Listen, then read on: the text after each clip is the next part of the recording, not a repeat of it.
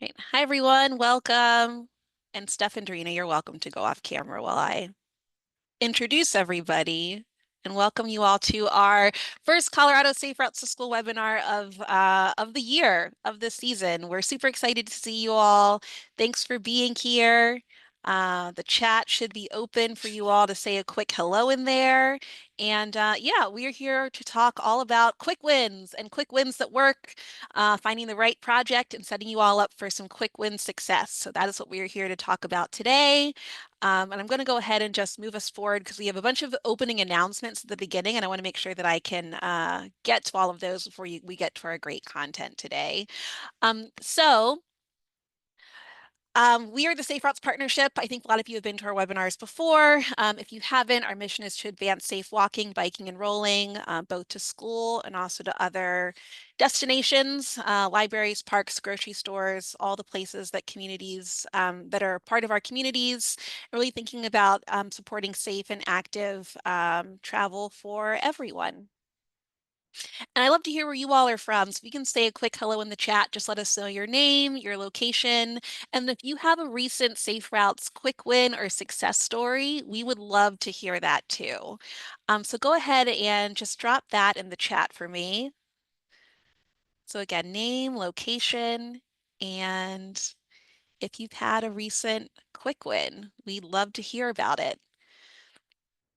So I'll keep that open for a few minutes as people are joining us today before jumping into some opening announcements and then getting us talking about quick wins. And it's nice to see people from all over. We have Ohio, Tennessee, Indiana, Palo Alto, New York. And if anybody has a quick win, let us know what you've been working on or a safe route success story. We love to hear those too. So go ahead and drop those into the chat here. I know the Bike and Roll to School Day is coming up pretty soon, so that might be a future quick win in the next few months. Some people are still working on theirs, which is great. So wherever you are in your quick win journey, I hope that you all will be able to get some ideas and inspirations from our conversation today. And just a few that I see some bike blesses that are being planned, some community walk audits that are happening, getting community set up for Bike and Roll to School Day, like I mentioned. There is a golden sneaker, had a big success in Alameda County in the Bay Area. Thanks, Denise. So again, keep your quick wins rolling into our chat, and I will keep us rolling with our webinar. So I'm Corey Johnson with the Safe Routes Partnership. I'm our Senior Program and Engagement Manager. I'm also here with my colleague Matt Madsen, who'll be sharing some facilitation duties with me. And then we're also joined by Steph Leonard and Dorina Hirschler from Colorado Department of Public Health and the built environment to talk about some of their quick win successes and their quick win programs over at CDPHE, Colorado Public Health and Environment. CDPHE. So we have a great group today and hope that you all can get some great ideas to celebrate quick wins in your communities. So a few reminders before I get started. We're recording the webinar, so if you've missed anything or want to share with colleagues, I'll send out the link afterwards. We also have some resources that we'll either drop into the chat or share in a follow-up email, so keep an eye out for any links that we share, and if there's anything that you might have missed, we will make sure that we get it to you. They're linked both in the slide deck and also link them in my follow-up email. We'll also send out a copy of the recording and slides, so you'll get the full information, the whole presentation, the whole recording. And then we also will have some time at the end for Q&A. So we're asking you all to put questions in the Q&A box and then keep your comments and general ideas in the chat box, just so that we're able to distinguish between the two spaces. So if you have questions, we'd love to hear them. Drop them in the Q&A box, and then any general chats can stay in the chat box. And then a few opening reminders before we get started here. So first off, we are having our virtual Safe Routes to School Summit this fall. So as many of you know, we usually offer a virtual summit during our off years from our in-person conference. This will be our third Safe Routes to School Summit. Our theme is Our Path Forward, and it'll be a mix of workshops and also kind of like webinar panel sessions. So some more like hands-on trainings and also some more standard webinar presentations. It'll be Tuesday, October 28th through Thursday, October 30th here on Zoom events, and information about registration, registration fees, registration dates will be coming in about 2 weeks. So more on that, but that is coming up. We're excited to gather virtually this fall and share some other really great Safe Routes to School happenings. Also, there will be a whole track of content for rural communities. So we'll have specific trainings and sessions that are specifically geared towards rural communities and small towns. So keep that in mind. Other big announcement for today is that if you have not heard by now, the notice funding opportunity for Safe Streets and Roads for All opened up over the weekend. We have gone through the NOFO and are trying to give you the most up-to-date information that we've been able to find here at the partnership. So we know that this round there's $1 billion available to help communities develop plans and implement road safety projects. The applications are short, about 2-ish pages, so it's definitely a easier application process than some other large federal funding opportunities. The chances of success are high, especially for Safe Routes to School planning projects. Safe Routes to School is actually one of the programs that people are encouraged to apply for. So this seems to be a great fit for everybody here. Applications are due June 26th. So as opposed to our last SS4A cycles that have had multiple application deadlines throughout the year, there's only one this time towards the end of June. So we're going to be working here at the partnership to help you all get everything that you need to submit your applications by the end of June. As a part of that, we're offering some SS4A office hours, and we're going to drop the link to schedule office hours with us at the end of the webinar and also share that in the follow-up email. So if you want to, meet with us and talk a bit about SS4A in your community, we're happy to have a conversation with you.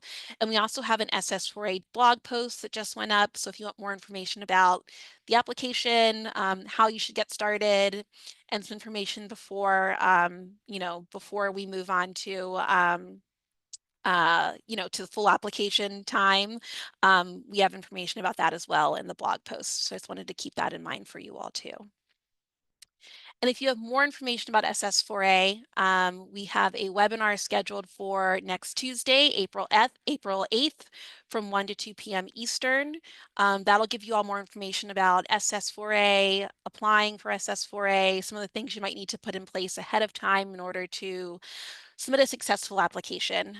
So please keep that in mind. And Matt just dropped both the blog post link and the registration link in the chat box.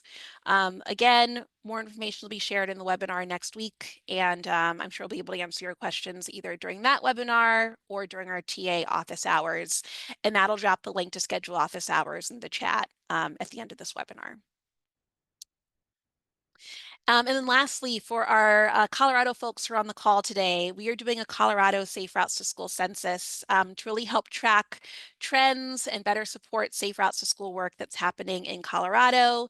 If you do work in Colorado, we're asking you to please fill out the census form. It'll really help inform future Safe Routes work happening across the state.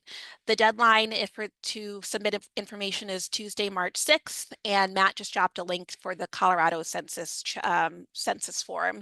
Again, this is just for communities in Colorado. So if you're not a part of Colorado, you do not, or please do not fill out this form. This is just a Colorado Safe Routes to School census because we are doing a Colorado Safe Routes to School webinar. All right, I think those are all my announcements. So after all that, let's get to what we're actually here for, which is talking all about quick wins. So I'm going to do a brief quick wins overview and then hand it over to CDPHE to talk about their quick win project, their quick win program in Colorado, and how they're pairing quick wins to increase physical activity within communities. And then Matt is going to share a really great example of a quick win from a small town in Montana. So that's our lineup for today.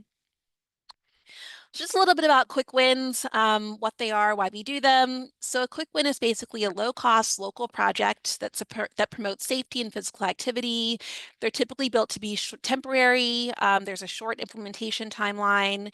They can include demonstration projects, education and encouragement projects, even things related to community engagement.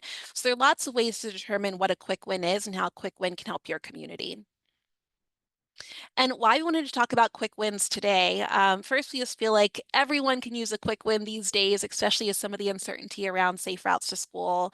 Quick wins are a great way to take some immediate action in your community, raising awareness about safe routes to school, the importance of, walking, biking, and rolling, the importance of roadway safety. It's an opportunity to gather data. Quick wins are also designed to be really low cost, so kind of like a try before you buy, test it out before you really invest in some long-term, program or infrastructure project. And it can just be a great way to engage your local community, build momentum around safe routes, and really have fun. I love quick win projects. They end up being a lot of, fun and exciting to put on, and have that element of novelty to them. So that's why I wanted to talk about quick wins today.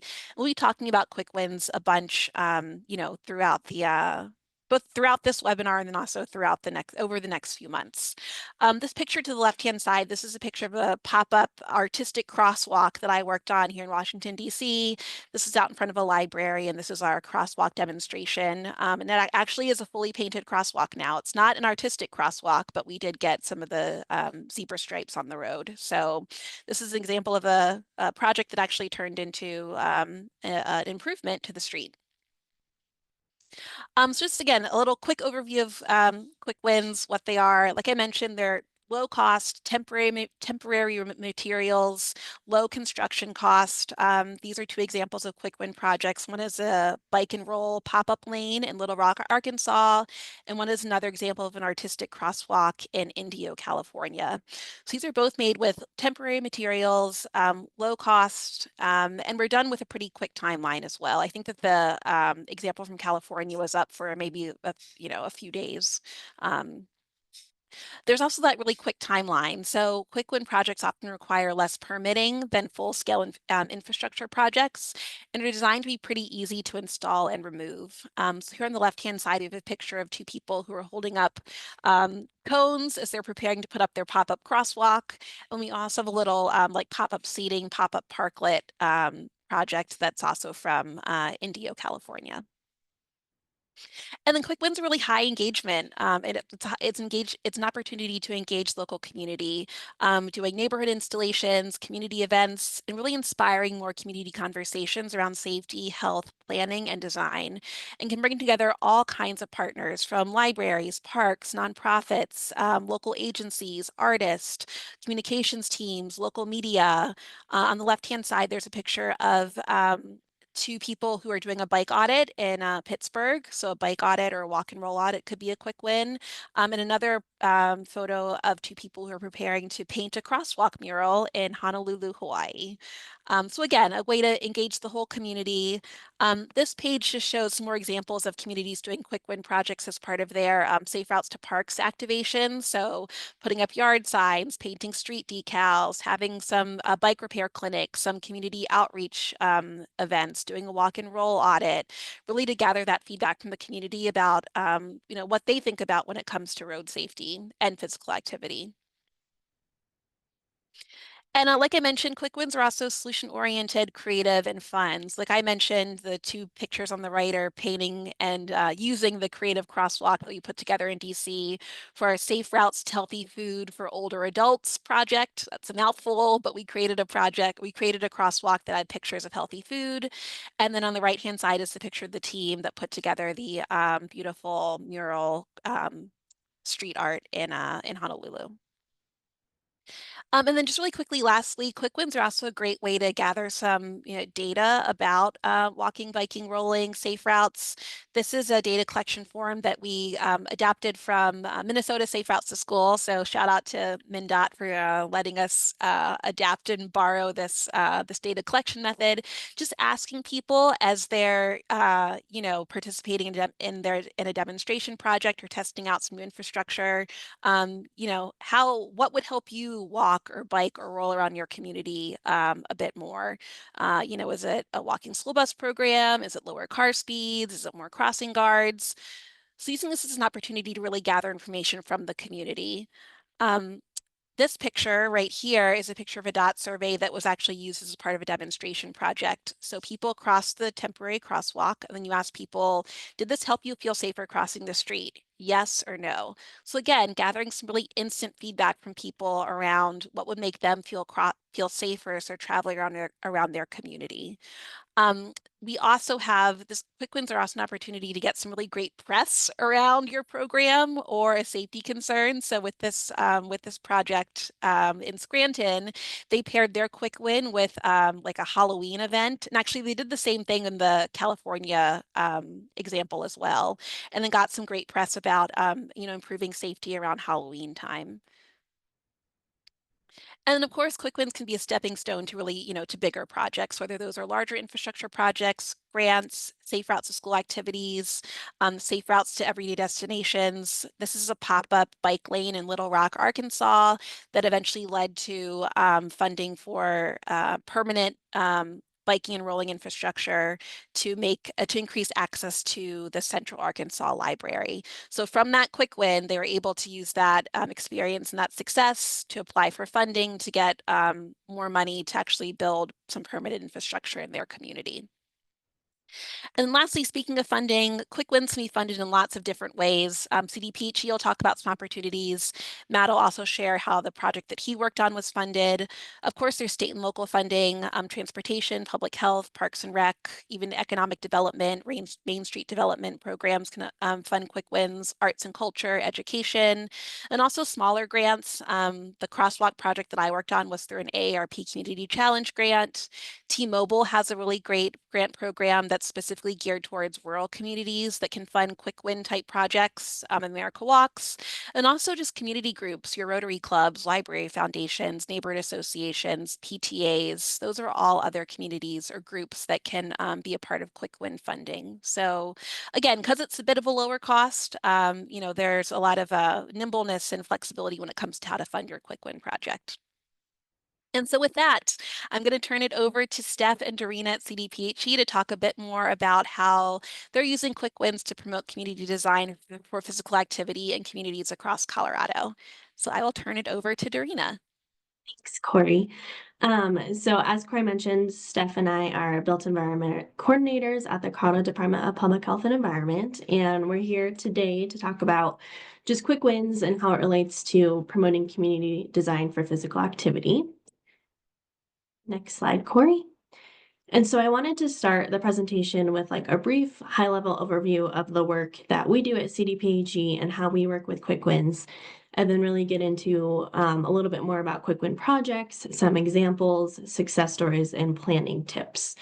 And so we, as I said, we work at CDPHE and we're funded by the Centers for Disease Control and Prevention to carry out the State Physical Activity and Nutrition, or we call it the SPAN program.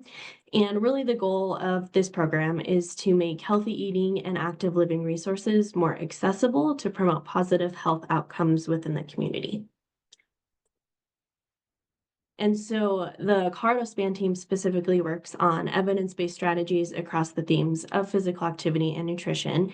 And so Steph and I work on the community design for physical activity. And the focus of this strategy and work is to really support policy and environment changes that increase access to activity-friendly routes that offer a direct and convenient way to actively reach everyday destinations. So essentially what we do is we partner with Colorado communities to make it easier for people to walk, bike, and use transit to get to the places that they want and need to go. And the strategy aligns really well with the CDC's Active People, Healthy Nation initiative, which strives to help 27 million Americans become more physically active by 2027.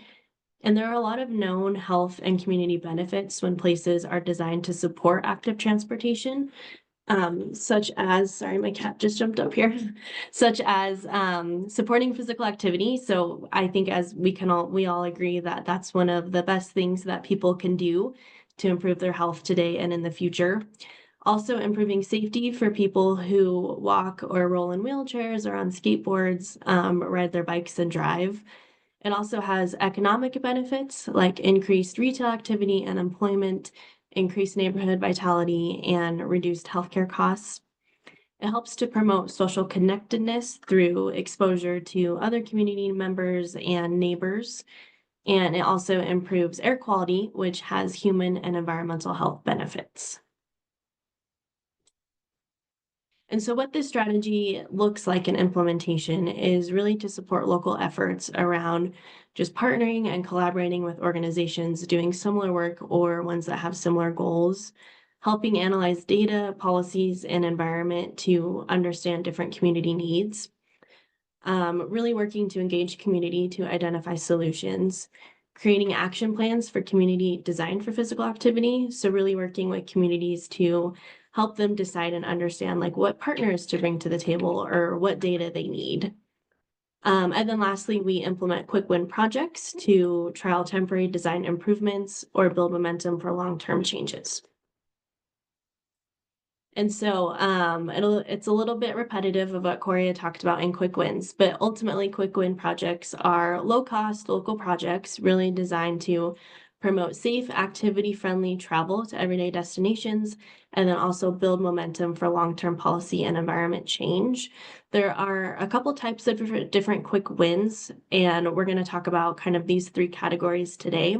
So the first one is demonstration projects, and these projects are really like using physical materials to trial a concept before doing more permanent installation.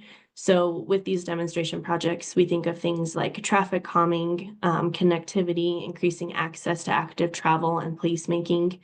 There are several types of demonstration projects called pop-ups and quick builds, which we will talk about in just a little bit. The second type of quick win is community outreach. So this is more engagement focused. It's activities like walk-ons, surveys, needs assessments, any events designed to gather input on how to promote safe routes to everyday destinations. And then we have education and encouragement. So these are activities like walker bike to school day events, pop-up bike rodeos with bike and pedestrian safety education, and just really anything that provides education and encouragement to the community. And so within demonstration projects, we have pop-up projects, and these are very low cost, removable materials. They're meant to be in place for a few hours or days, sometimes weeks, but not really any longer than that. Some examples include parklets, and that's actually what the picture is in this slide. This was done through the Denver Streets Partnership, and they partnered with a center in Denver to really just test temporary changes to promote placemaking at this destination. And so what they did was they expanded the area to create like a mini park for more gathering options. You can see in the picture that there's like a restaurant to get food. They put some benches in, there's people playing cornhole. This destination is walkable and bikeable. And so really just wanted to test out like promoting economic benefits and community connection. And this particular project was only up for a weekend. So it was only up Saturday through Sunday, a really short period of time. And it was really just to like provide the opportunity for community connection. Some other examples of pop-ups are like temporary sidewalks or temporary story walks that can be taken down really easily. So when you think of pop-ups, it's just really, really short, low-cost removable projects. Quick builds are a little bit more sustainable materials. So they're still reversible and adjustable, but they're intended to look and feel more permanent and really allow you to learn from users' behaviors on how, if this was a permanent installation, like how it would perform. And so the goal of quick builds is evaluation and data collection and learning how people would use the space if you made it fully permanent. A lot of times these projects are focused on active transportation infrastructure changes. So in the picture, pictured in the slide is a temporary protected bike lane. And the paint and planters are temporary. The planters were put in place to kind of be a buffer and protect bikers and help slow down traffic. And these types of projects, like I said, are installed long enough to gather data, at least like 3 months. and you're really just trying to understand how people reacted to the project. So what, like, how did the bicyclists feel? Was there more bikers? Was there less bikers? How did drivers' behaviors change? Did they slow down or did it not make a difference? So really just trying to gather data to see if it were temporary, how would it make a difference? Then we have community outreach or engagement projects, and this is really just working collaboratively with a group of people who have a similar interest in a topic. This is really unique to each community, and it can be a lot of different things. So some examples are community walk audits and just getting a group of people together to really assess a block or two to see what infrastructure changes need to be made. It could be things like needs assessments and surveys to really understand a population and see what they want or what they need in their community. Anything for in-person meetings, so it could be printed materials, providing food, providing gift cards for incentives, doing language translation, really anything that engages the community and gets their voices heard. And these are just like common examples of what it typically looks like. But like I said, it's pretty unique and kind of just varies on the community. And then lastly, we have education and encouragement projects. And this is really just like educating and encouraging the community on safe, active travel. Some examples are bike and roll days. So, really providing outreach and engagement within a school and leading to like a walking or rolling school bus so that students and staff can kind of learn and see what that looks like. Doing bicycle rodeos, so providing materials and supplies, having an educator or facilitator, and really just providing a bike and pedestrian safety education to that group. Can be things like messaging and communications, so providing storytelling or providing just tips and tricks for students and parents. Things like youth-led messaging campaigns that are either classroom-wide or school-wide to just get more information out. And really, it's just anything that provides education around safe, active travel, but then also provides the opportunity for those individuals to kind of exercise what they learned by providing an event, but then encouraging them to also participate in it. So it's the education piece and then really like encouraging them to utilize that information. And so that's a little bit about kind of quick wins, what they are, and how CDPHE kind of utilizes them. So I'm going to pass it over to Steph. She's going to talk about some success stories and more specifically about CDPHE. Thanks, Serena. I am just turning off my notifications real quick. There we go. So I'm going to take a few moments to talk through some of the success stories that we've um, seen in Colorado, kind of spanning these different categories, and then also laying out that the way that we have worked with communities on quick wins throughout the years have kind of changed.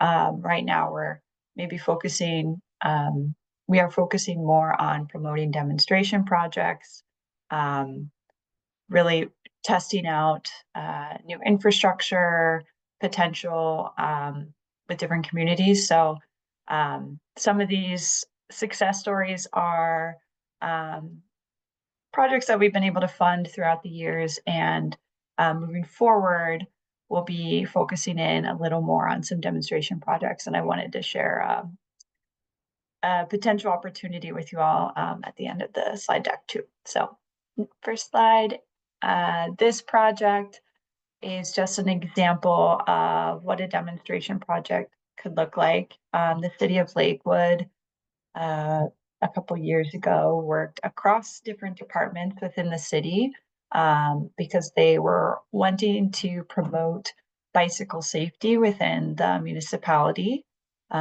They surveyed different community members across the city to gather ideas and input for projects to enhance safety and comfort on some of their most active bicycle corridors, and really trying to link in some of the active destinations too. So there's an art line where a lot of people are walking and biking to different art galleries, as well as a light rail, several light rail stations that go through Lakewood. So the survey informed the project. And the city opted to install bike boxes at Garrison and Alameda, which is a busy intersection along a high traffic corridor, sees a lot of bike traffic as well. And the bike box was designed to improve safety and visibility by providing bicyclists with the opportunity to assemble in the designated lane and clear the intersection more efficiently, and just promoting visibility. The city did a great job of also providing some education around this new infrastructure. So they posted instructional videos for both drivers and bicyclists on how to navigate a bike box. They shared this out through social media and other similar outlets like newsletters. Um, even gained local media attention with really positive responses. Um, one example was a comment of like, "Thank you for the instructions on how to use this. I've never seen these before. Hope it works well." And so really just like getting positive feedback on not only installing new infrastructure, but going the next step to make sure that community members know how to use it, both while driving and bicycling. And this was a really, oh, just one more thing. This was really important because it allowed the city to try out how well these bike boxes worked, and then it led to the installation of similar projects throughout the city. All right, so then kind of a slightly different take on a demonstration project.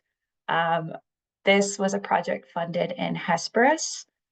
So the Fort Lewis Mesa Library applied for funding to install a story walk. For those of you who aren't familiar, story walks are basically you take a book and you spread out the pages along a path um, as an opportunity to encourage physical activity through walking or moving along the path while reading and connecting with nature and your community. So the town of Hesperus is very small, quite rural, um, and most of the outdoor opportunities are at least 20 to 30 miles away. So this was a great partnership between the library and the school district, and encouraged walking between the two campuses, which were side by side. And it created a space for families to walk and play in a very rural community. Um, and this is the Story Walk has been viewed as a community resource by many different groups. And they have a new story every month. There's also opportunities to host events. I got a really wonderful YouTube video just in the fall last year from our partner in Hesperus at the library of a Halloween event that they did, like a spooky haunted walk along the Story Walk. So it was a great way for social connection, and then again that physical activity and moving around physically within their spaces. In terms of a more community engagement type project, we've worked with several communities throughout the state to do walk audits. Some of, there's a variety of ways in which walk audits have been done. We were able to support in partnership with Safe Routes Partnership, CDOT, and the Department of Natural Resources. We supported 4 communities through the Safe Routes to Parks program. And those communities did walk audits in order to understand, what are some of the barriers accessing these parks within their communities. And the walk audits were used to inform the action plans and the quick win projects that were then implemented through the Safe Routes to Parks program. We've also worked with different local public health agencies, like in Routt County and Garfield County. And they wanted to use walk audits as a way to build community coalitions. So, for example, Routt County has done a couple rounds of walk audits that we've supported. And one of them is pictured on the screen right now. And the purpose was to really, build capacity to be able to work towards cross-sector built environment changes together. So bringing together different partners from towns throughout the county, bringing in county commissioners, local residents, as well as different disciplines.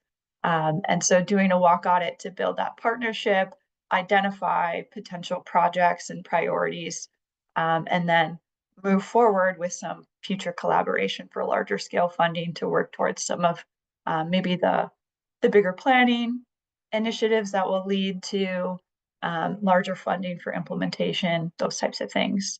We also were able to support, we supported several different nonprofits, for example, the Sand Creek Regional Greenway, which is in Aurora and Denver and I believe parts of Commerce City within Colorado. And there's a greenway that connects those different communities, but the nonprofit is aware that there are a lot of barriers to accessing the trails. So they've done walk audits to identify, from this housing complex, how can we get more folks connected to the trail system? What are the barriers? And working with community members to identify like how they're actually accessing the trail. Do they know about it? And then that led to the implementation of different murals and removing of like physical barriers and like fencing where people are just hopping the fence, or creating social trails and kind of formalizing those. So walk audits are a really great tool to help identify what the needs are, and a great way to do a mini grant or a quick win project. And then one project that I wanted to call out that's kind of a mix of education and encouragement. That was a unique project a couple of years ago, collaboration between the Denver Community Active Living Coalition and the Denver Public Library.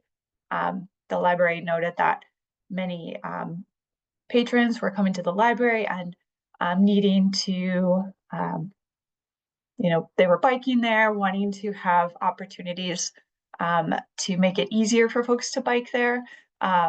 So they purchased bicycle repair toolkits that were mobile, and patrons could use these to check out the repair kit with their library card for a 2-hour checkout, and be able to work on their bike outside the library, if people are not able to purchase or use their own tools for repairing their bicycles. So this was a really interesting pilot that started at 7 different libraries. The library staff were trained on how to change a flat tire so they could work with community members. This ended up growing to 26 different libraries throughout the city within the year. And they saw 225 checkouts of these toolkits in the first year. So an interesting way that's like a little less focused on, the built environment, but more like the softer elements of like, how can we ensure the systems are in place to support walking and biking safely. So just a few key tips for what we feel is successful for thinking about designing quick win projects. So thinking big, starting small. You've heard some of these points already, but it doesn't hurt to, drive it home.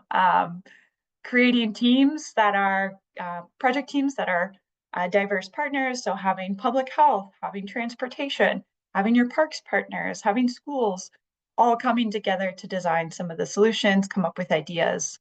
And when you're thinking about those projects, design with your long-term goals in mind. So are you're creating a project that's small and temporary probably, and then, what are you trying to prove? Are you trying to prove a concept that people are walking and biking here and need a safer system to do that? Are you trying to implement elements of an active transportation plan, or work towards the creation of an active transportation plan? Are you wanting to pursue larger funds for creating permanent infrastructure along a corridor? So design with those goals in mind. Create a plan with community members. So that means, doing community engagement, but then also vetting your plans. And ideally, you're having community members on the planning teams that are creating the quick win project. So making sure that these projects are actually addressing true community needs.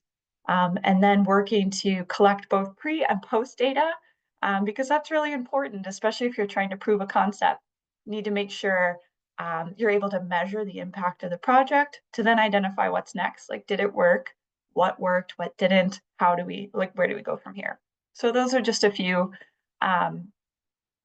ideas on what can help your project be successful. We also have a little plug in here. We know that quick wins are really popular.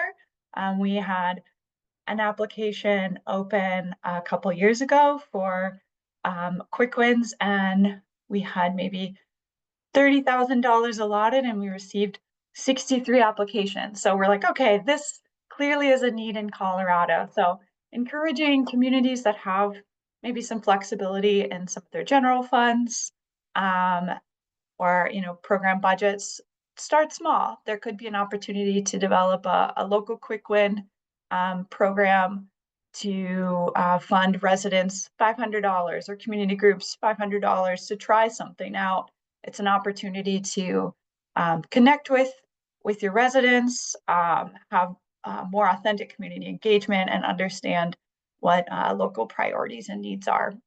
And so I listed two examples. The city of Englewood and the city of Denver have both done kind of mini grant, small grant opportunities for residents. So just the last bit that I wanted to share before we hand it off. Again, we are really excited about quick wins in Colorado. We feel like there is a great need for these types of opportunities. Internally at CDPHE, we've been partnering with different programs to try to fund as many of them as we can.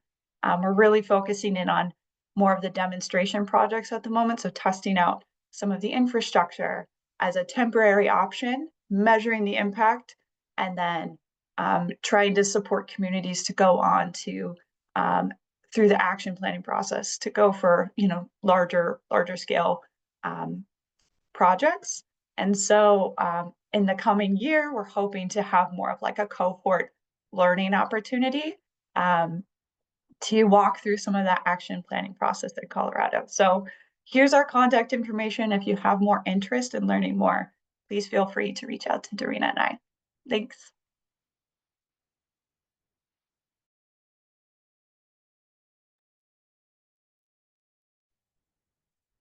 Awesome. Thanks for that, Steph. Hello, everybody. So my name is Matt Madsen. I'm a technical assistance manager with the Safe Routes Partnership. Been in the position about 3 months. And I'm actually going to share with you a little bit a story from a rural town in Montana that I worked with in my previous job at Montana State University, where I actually managed traffic calming programs for the city of Bozeman, as well as worked with rural communities around Montana. Before we get to that story, though, I just want to highlight again that the idea of quick wins is more than just the quick builds and the demonstration projects. It's about kind of engaging in your community and helping kind of work through that process. So Corey, next slide, please. So here are just some examples of demonstration projects to start that have been put in and what they can look like with the different materials. They can be kind of really fun, easy projects that go in. They can also be more kind of interim style where you use durable materials. And so these are just some different examples of the different infrastructure that's been installed in some different communities across the country. And so on to the next slide, please. And here's some examples of quick wins that might not kind of fall into the traditional kind of pop-up demonstration. So bike rodeos are a great opportunity to get out in the community, teach kind of the safety aspect and rules of the road, as well as skills for kids and adults. Steph and Dorina talked about walk audits as a tool. They're great opportunities to engage the community, get folks out and walk around. In my experience of helping to facilitate these, some people say, you know what, it's been a long time since I've really actually walked through this area, and it really changes your perspective on what that looks like. And so it's a really good opportunity to understand what's going on in the community, as well as create those engagement points. Street art can be a great one. Saw a question in the Q&A about art in crosswalks that there's been back and forth as to liability on that. The project here is specifically not in the drive lane. It was in a mountable roundabout that did not have center infrastructure. It was actually a really cool engagement project as well because it was a partnership with a art club at a high school. So we were able to do traffic calming education and safety with the students and then actually do an art project. Pop-up bus stops, cool opportunity to increase awareness around transit and visibility that way. And then working with schools on other kind of quick infrastructure projects. So in-road yield signs are a great example of that, letting drivers know that there's crossings. So on to the next one. Also, Bike and Roll to School Day. It's coming up May 7th. It's a great opportunity to start to test out what it's like to bike and walk to a school. So working at the Safe Routes Partnership, we're all about safe routes to everyday destinations and safe routes to school. And so we actually just put together a toolkit on how to put together a successful bike and roll to school day, uh, available on our website. But this is a great opportunity to start to maybe shift the culture or look at starting something that might become something even bigger, and could lead to possible demonstration projects, other things in the future, but also just a shifting culture as to how kids are getting to and from school. So next slide. All right, so how do I get started? Well, I'm going to walk through a quick little story on a project that we did in a town in Montana. So this is Hamilton, Montana, in the Bitterroot Valley, a town of just under 5,000 people, surrounded by mountains, a rural community, with downtown folks needing to get out and about and walk and bike, a lot of kids moving around, and there's a community that we had the opportunity to work with. And so next slide. Uh, so we set up a process and there was, they identified an issue in their community. And then we walked through these steps to eventually install a project, evaluate it, and then what do those lead to in the future? So next slide. So one of the keys is planning and really engaging with the community. We did walk audits. We had some meetings, council meetings, as well as opportunities for people to find out what was going on, share their concerns with this, what was going on in the city and the experience using some roadways that were near downtown and connected to the schools. Next slide. And so through all of the initial kind of meetings, the community set a goal and they wanted to slow traffic to create a safer place for all road users. And so that was what ultimately drove the project in the direction that we went. So on to the next slide. It's important to note that with these demonstration projects, a lot of times it's iterative. So you'll start with an idea, bring it to the community, and start to put stuff out. And these are actually from Hamilton examples of what this iterative process looks like. You'll hear some people in the community are resistant to it because they think that it might create issues for roadway users. And we work oftentimes hand in hand with emergency services, the school bus company, to really make sure that roadway users still are able to access the space that they need to, but that the designs also have the effect of meeting the goal in this community, which was slowing traffic. So next slide. From there, we went out and figured out we need materials. And so through years actually of testing this out, we've found materials that work really well for these durable projects. First off, I noted another question that what's it like with the seasonality? Well, in Montana, we have a season that's called winter, and sometimes it can last 6 to 8 months. So we do have to think of that when we plan the quick build projects there and what that looks like. We found the planters work well in creating safe spaces as well as the aesthetics of having plants. These are our self-watering ones, which help make management easier when it comes to working with a rural community that sometimes has limited resources, especially in public works and street departments.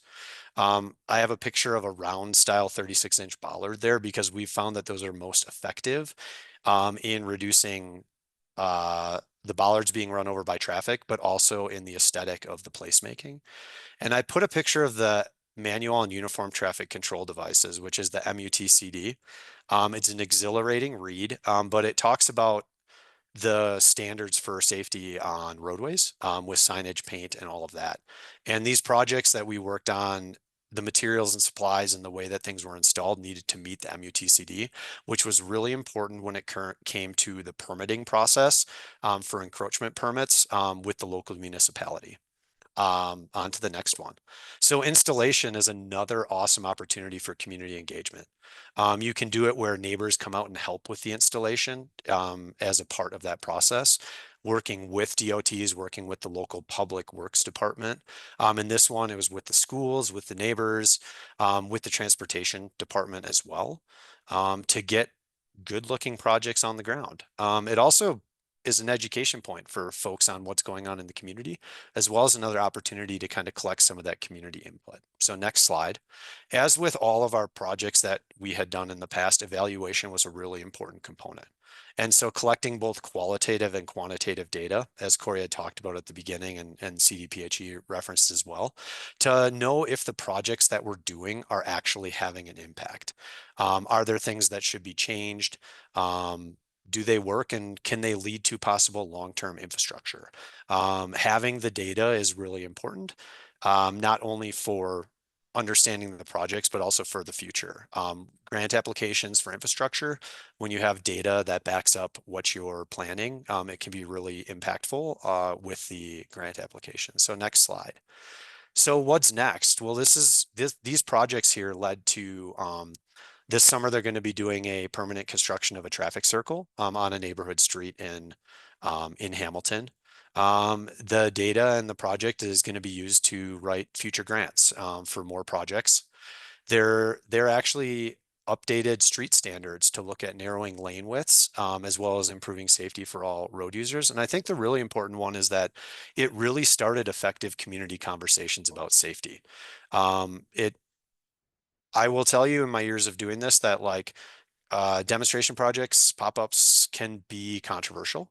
You're going to hear from both sides in the community, but they're an opportunity to create the dialogue and to allow the community to start to come together and make the decisions about what they want in their community and how they want the streets set up. So I think it's a really cool tool to not only demonstrate what can be done, but to also engage the community and have those talking points. So on to the next slide.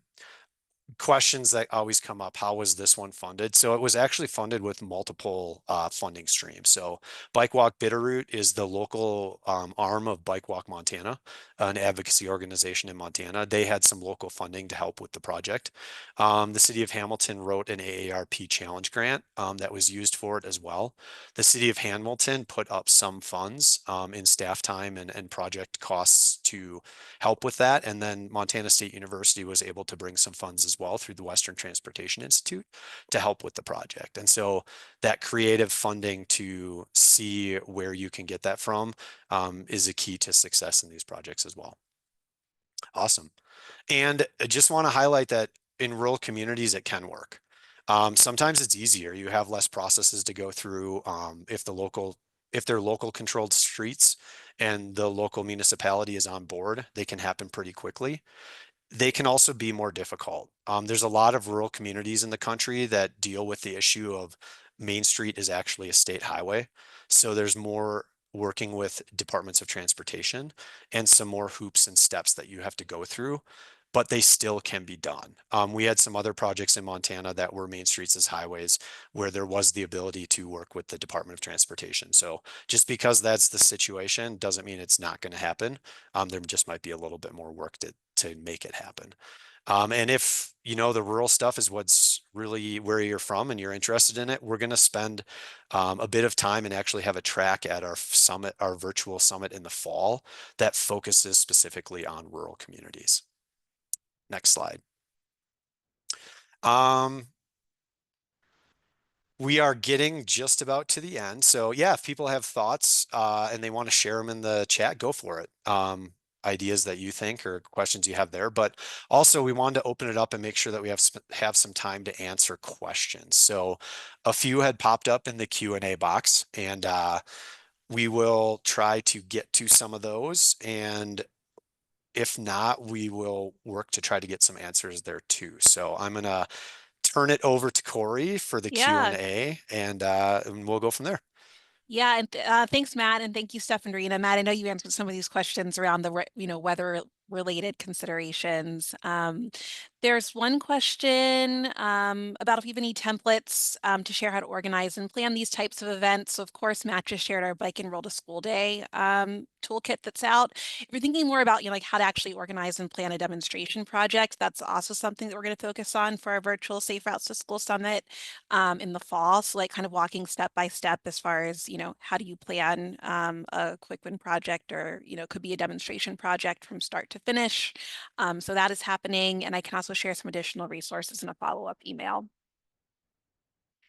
What else do we have?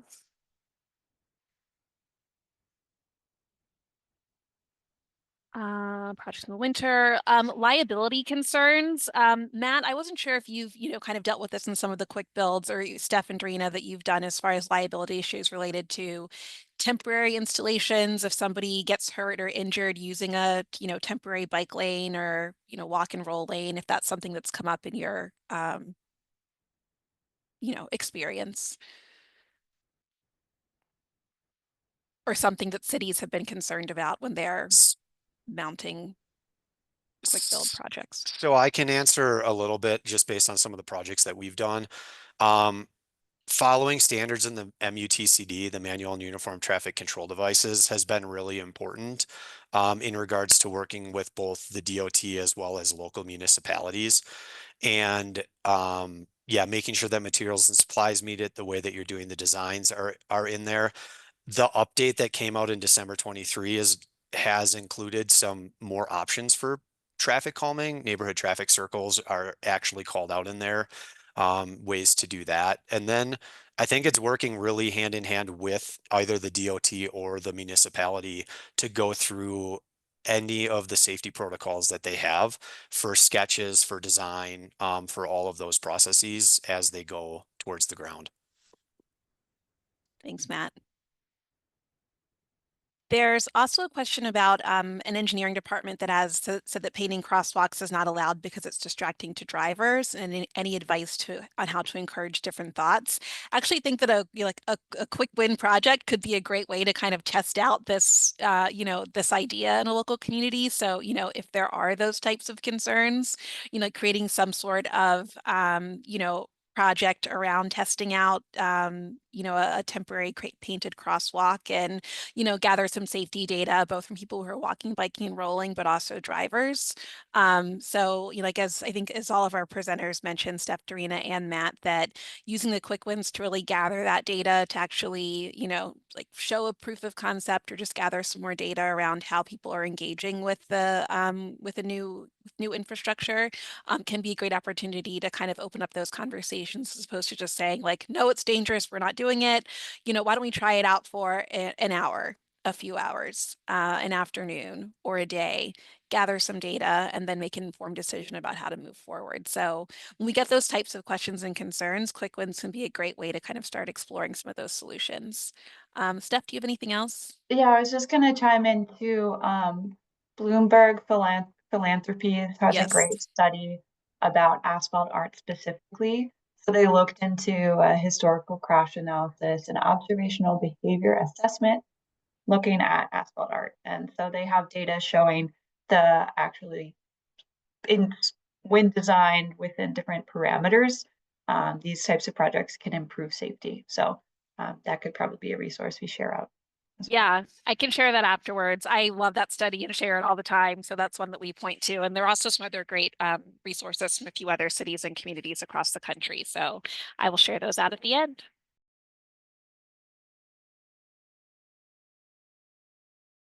And just quickly to wrap up, we have an opportunity for our Colorado folks are putting together a Safe Routes to School Advisory Committee. If you're interested in getting more kids walking, biking, and rolling to school safely, CDOT is seeking a TPR representative to join their Colorado Safe Routes School Advisory Committee in 2025. So please consider coming on board and joining. You can email Melissa Trukowski-Houghton from CDOT to get more information. The responsibility basically be to review Safe Routes to School grant applications, to recommend for funding, and just provide input into that process. So I will also share a link with that with our Colorado folks who've joined us today. And with that, we hope that you stay connected with us. So first off, big thanks to Steph and Dorina from CDPHE for presenting. Matt, thanks for sharing that great example from Montana. If you all have follow-up questions, please feel free to reach out to Matt or me. Our emails are here. If you want to join our Safe Routes to School Google group, Christina's email is here. Please email her with the email that you want to use to sign up.